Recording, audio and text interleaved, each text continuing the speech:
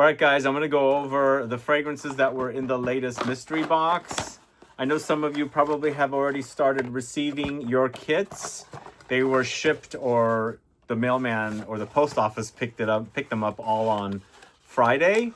And so some of you might have gotten it if you were really close. And some of you will get it next week, early next week. But find out about the fragrances in the latest mystery box coming right up. Thanks so much for tuning in. I'm Sebastian, talking to you about the latest mystery box. Have you gotten your box yet? So we had a bit of an issue with this kit. We had some numbers of samples that were not the right amounts that were supposed to be received. And also we had some leakage issues and things like that. And so we had to like make the numbers less than what we were supposed to do. But I think if we get the replacement samples, we might release more of these. Obviously, it won't be a mystery anymore, mystery box. But we did somewhat close to what we did back in November of last year with the quantity of these boxes. And we've got some great fragrances that, that I, coordinated, curated to be featured in this collection of fragrances. So let's get started with the fragrances. There's 21 samples in the kit. And going back to the fact that some of the samples had leaked, we do end up decanting some to replace the physical samples of the samples that were sent. So some of the brands are in Europe. It's difficult to get them in time. So if any leakages or the less amount of samples that were supposed to be here, you might not get an official sample. You might get a decanted sample. And we can't control who gets what, obviously. And that's why we never advertise the size, because they're sending us a certain size and we decant into atomizers that we have on hand. So first fragrance, and this is not in order. It won't be in any type of an order because the samples move around in the boxes. But this is the order I have put together. So this is Eternal Journeys H2 Harmony. So are you guys familiar with this house? I have a video of the first 3 fragrances, and they've launched 3 more fragrances. And I believe these fragrances are created by Firmenich Perfumers. And this is an Ambroxan bomb, but very spicy and floral with aromatic notes as well, grassy notes, and there's some light floral notes as well. I find it to be super sexy. There's a creamy underlying layer as well, and Ambrox or Ambroxan is too sharp sometimes, and this is smoothed over, but I absolutely love it. It's quite powdery, I have to be honest, and I think some notes in here are providing that, but the Ambroxan is quite noticeable, and it's quite spicy as well, but I think it's the lily that's in here. There's a lily note that creates this creaminess and smooths everything over because there's an overdose of pink pepper in here as well, so it's quite spicy, but when you're actually wearing it, it's quite smooth.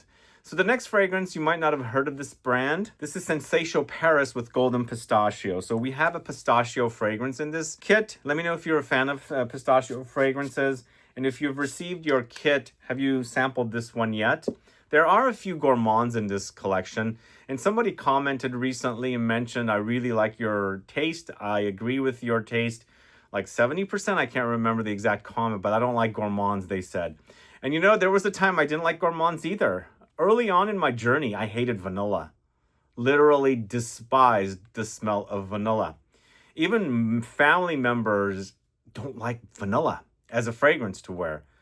And I didn't either, but I absolutely love it now. I love gourmands. I love sweet fragrances, but I have a pretty wide palette. I like quite a lot of different styles of fragrances. This is a fruity gourmand take on pistachio, but it's vanillic. It's smooth and cozy. There's a creaminess here. It's quite nutty and even slightly boozy. It's super yummy, and it's a house connected to another house, and I'm drawing a blank with the other house. It's a French house. It's SENSATIO Paris Golden Pistachio. Let me know if you're familiar with the brand and their fragrances.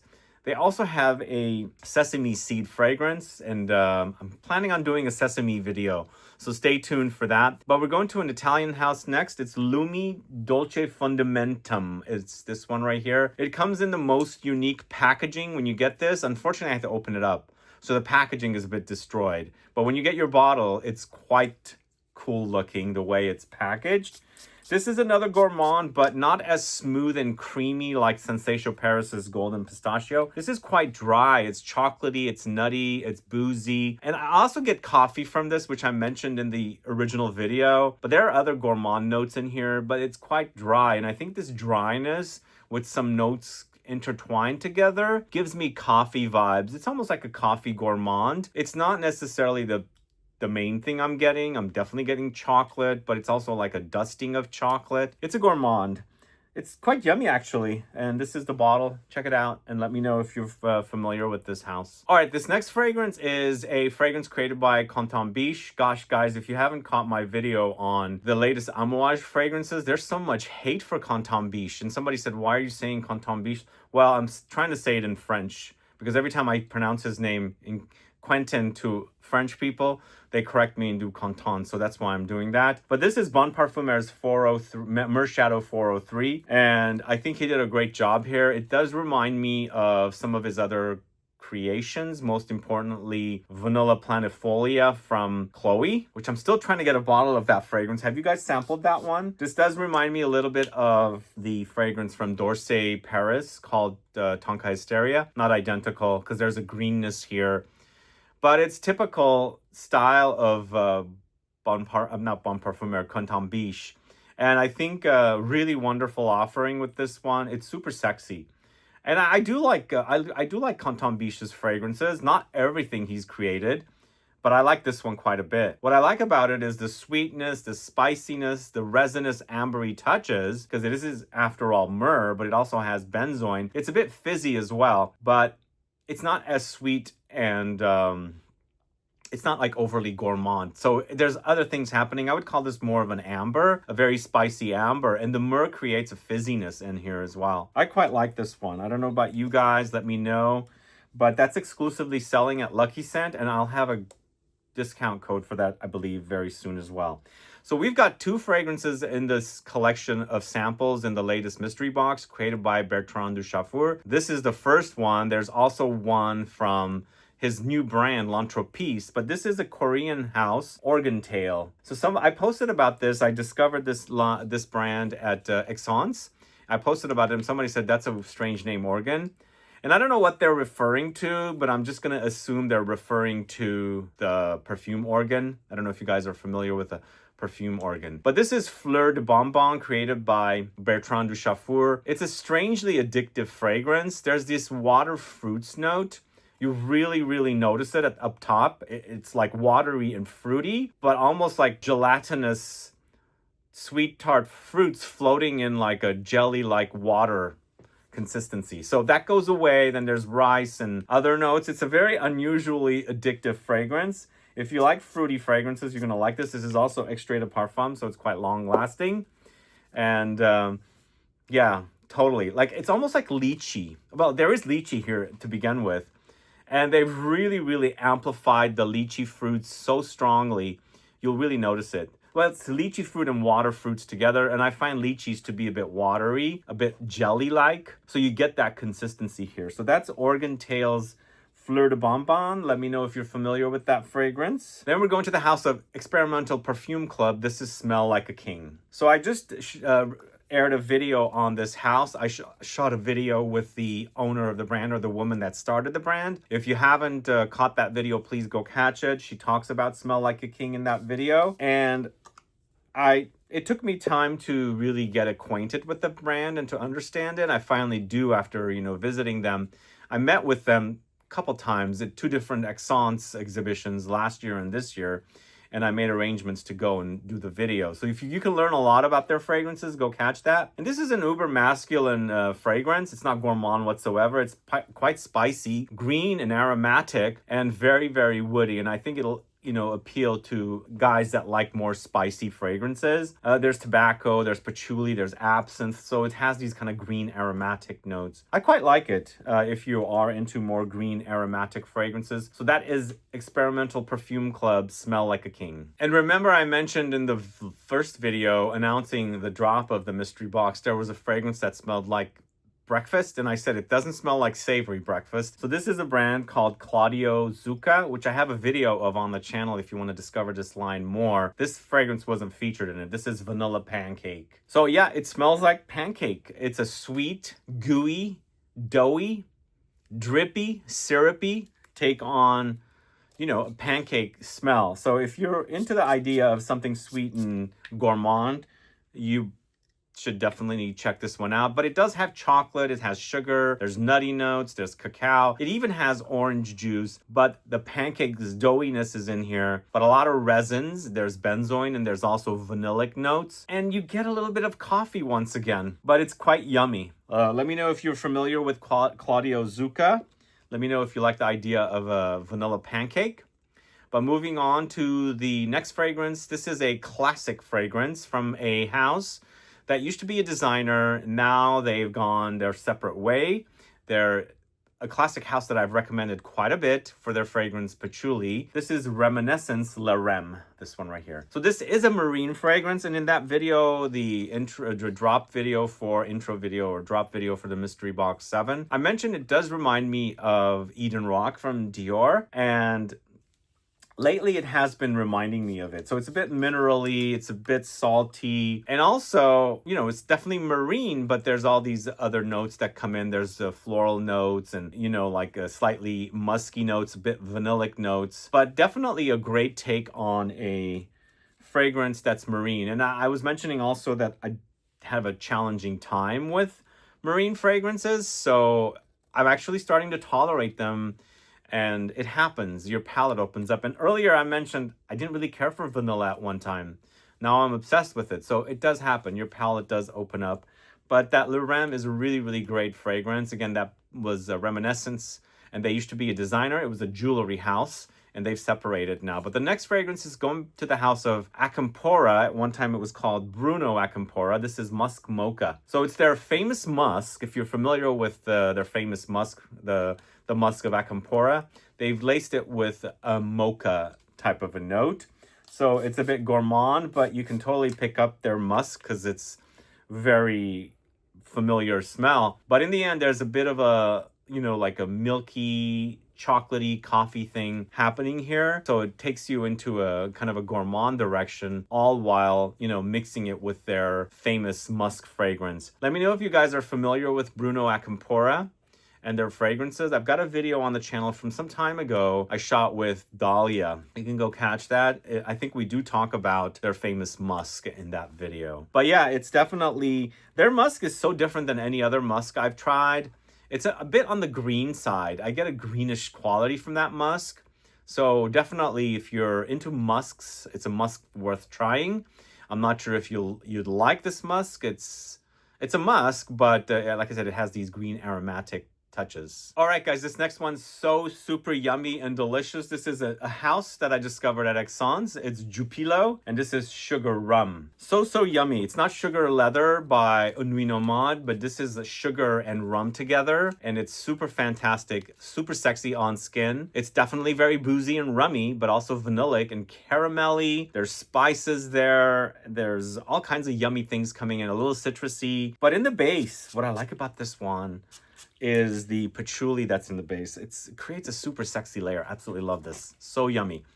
So good. If you like boozy fragrances, you're going to need to try this one. It's just a really delicious boozy fragrance, but taking the booziness to a gourmand direction with the caramel, sugary, vanillic touches.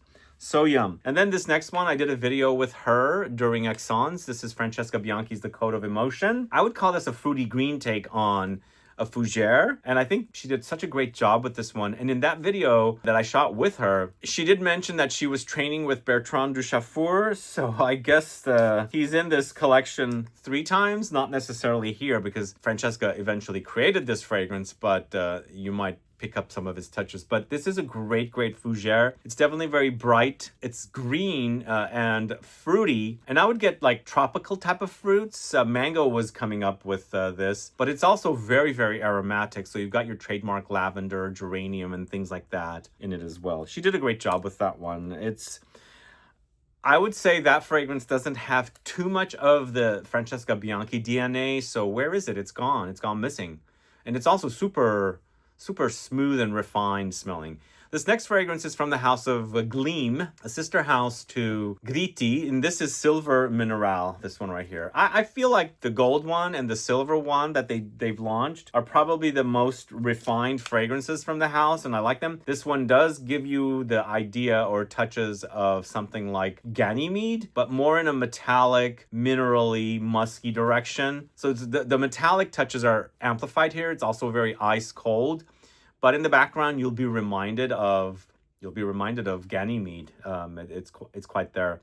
So it's kind of made in that kind of a style, but it does happen to be very ice cold and metallic. And I think this color, the bottle silver, is exactly it. It's called Silver Mineral. And you get that here, totally do. All right, this next fragrance is a really great freshie with some substance in the base. When it's drying down, it does get warm and ambery and vanillic. This is Anfas Maheba, this one right here. Now, I've only spoken about one fragrance from this house quite a long time ago when I discovered it. It's a great floral freshie once again. And here we have something in the ballpark of something like Neroli Portofino, but it does get deeper and deeper as it's drying down. So it's all citruses, there's neroli, the juiciness of the citruses, there's aromatics and spices coming in, and eventually it gets oody, woody, vanillic, and ambery. So that's Maheba. If you haven't tried it, let me know, and let me know if you're familiar with this house. It's Anfas, and you can search the channel to catch my review of one of their other fragrances. But yeah, I'm smelling it. It's so bright and so beautiful. I love neroli citruses together. And I think, like I said, if you like Neroli Portofino, you're going to like that one. But this next fragrance is another music-themed house. This is called Art Meets Art, and it's sexual healing, inspired by the Marvin Gaye song. And it's super sexy, actually. This one does remind me a little bit of Tobacco Vanille. So the Tobacco Vanille idea comes to mind. But as I was saying, there's a buttery effect happening in here. And it's almost like honey ginger butter. More honey butter, but there's a lot of zingy ginger in this. But of course, there's a lot of tobacco, vanilla, and amber in it as well. I find it to be super yummy. And being a big fan of Tobacco Vanille, which I find to be on the dry side, here there's really a buttery effect happening. So gloppy. I don't know if you like that kind of a fragrance, and I get that. But I think it's like honeyed butter. So people, mix them up sometimes, the honey and butter together to create something like a delicacy or something to add on some food item. And I'm getting that. But there's tobacco, there's vanilla. The ginger is adding its zing. Really a fantastic offering. This next one is several years old. I discovered it within the last part of the 2010s, just before the pandemic. This is Kieran NYC's Sunday Brunch. Probably one of my favorite super smooth tea fragrances. I like its freshness. It's tea. It's got that cozy factor about it, but it's got a lot of flowers and citruses together and the jasmine note. I think it's really a great spring scent.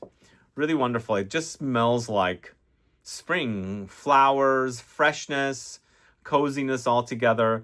Let me know if you guys are fans of tea fragrances. Tea fragrances, to me, I don't know what it is. When I smell them, that's what I get, like this really cozy, relaxed feel. And you get that here. And the first tea fragrance I actually was wearing was very early 2000s. It was green tea or thé vert from L'Occitane. I also wore their white tea. I absolutely loved the white tea. Then they discontinued the white tea, and at one time they had the L'Occitane green tea, thé vert, and mint together. I was a big fan of L'Occitane for a while and really missed the white tea. All right, this next fragrance is one of the latest offerings from this house, and I actually shot a video with her as well over at Essence. This is Parfums Dusita's Tonka Latte. Yes, it is another gourmand. She did such a great job with this one. I actually smelled it for the first time last September, at the end of September, early October, during a perfume event in the south of France. And at that time, I knew she had a winner on her hands because she wanted to make something that's a bit more mass appealing, and gourmands are definitely more mass appealing. This is very creamy, very milky, very nutty as well. Tonka has this kind of nuttiness, bitter almondy, but there's also almonds in here. There's honey in here as well. You really get to smell the honey in this. But of course, milk, white chocolate, Tonka, caramel. Oh man, it's so good. It is so yummy. It really, really smells like a dessert. But something creamy. You've mixed up like this thick cream with almonds and honey and, vanilla, maybe some cookies. So yummy. But the next one's from the house of L'Entrepiste. Somebody guessed this was in the kit in the first video.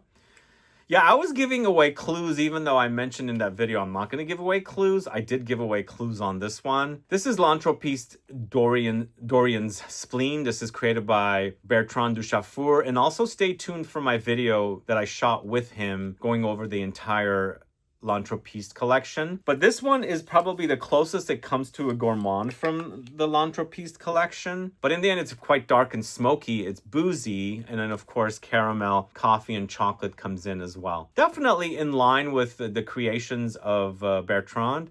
And if you know his fragrances for Comme des Garçons, L'Artisan, for the House of Penhaligon's, you get his style here completely.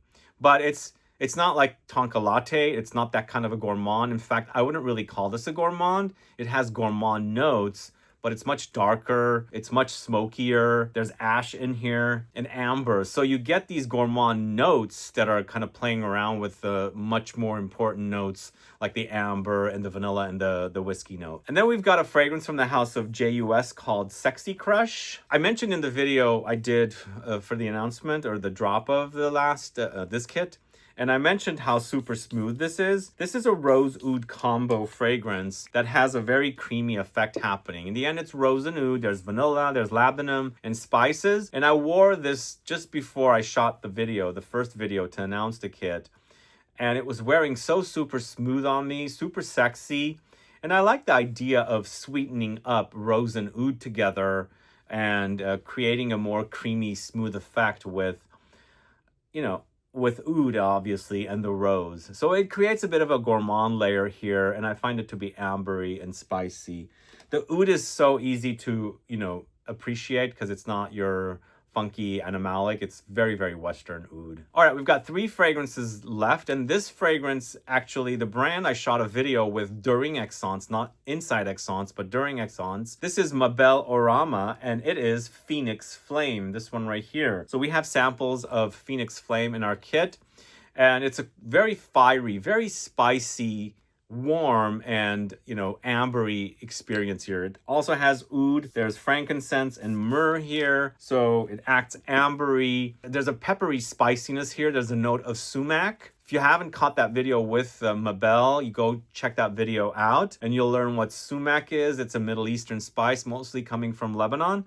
I'm from there, so I know what it tastes like, and you can totally experience it here. But there is a red hot effect happening here with the fact that there's a lot of cinnamon and like really smoky notes like frankincense and myrrh. Definitely, if you like something uber masculine, you're going to really love that one. That's Phoenix Flame. Appropriately named as well. And then the next fragrance is from the house of Sarah Baker. This is Pastel Rumors. This one right here. This is part of her Peaches trilogy. So it's fruit loopy. So it's quite fun. I think this is a fun take on the Peaches Revenge. It's got a Fruit Loops note, and that's the effect I really get from this one. But I was mentioning in that video that imagine you put the Fruit Loops in milk and it's turning your milk into a colorful, you know, liquid milk. And that's what you get here. It's quite tart and zingy, but milky and spicy, and definitely gourmand. But there's a freshness about it as well. It's not uber deep like Peaches Revenge. And I wouldn't say Peaches Revenge is uber deep, but there is that kind of a effect when you compare these two. And then last but not least, we have Cave Alheba, this one right here. This one actually wears super sexy, and I feel like there's a bit of ambroxan in here as well. And it's giving, like, there's amber woods, and it has a really great trail when I wear it. And it seems like it's going to be a darker fragrance because it comes in this dark bottle, obviously. It's got LUMI, there's incense, there's labdanum, there's cashmere, but definitely something sexy in there when you wear it. It's definitely on the dark side and also on the masculine side, but it's super sexy. You'll be reminded maybe a little bit of Baccarat Rouge or whatever the notes are in that. It doesn't smell like it to me. It has hints of it. But there's a lot of other things happening. It seems like there's oud in here as well, but really super sexy, I think, on the dark side, though. So that's the kit. That is the kit. There's 21 samples in the kit, and I hope you got your kit. And I don't know if we're going to have more kits available by the time this video airs, and if there are any, I will definitely link it. If you've gotten your kit so far, let us know what your thoughts are. And if you haven't and you're waiting, which one sounds the best to you? Is there something in here that you've been wanting to get your nose on and finally you can with the kit? Add a comment below.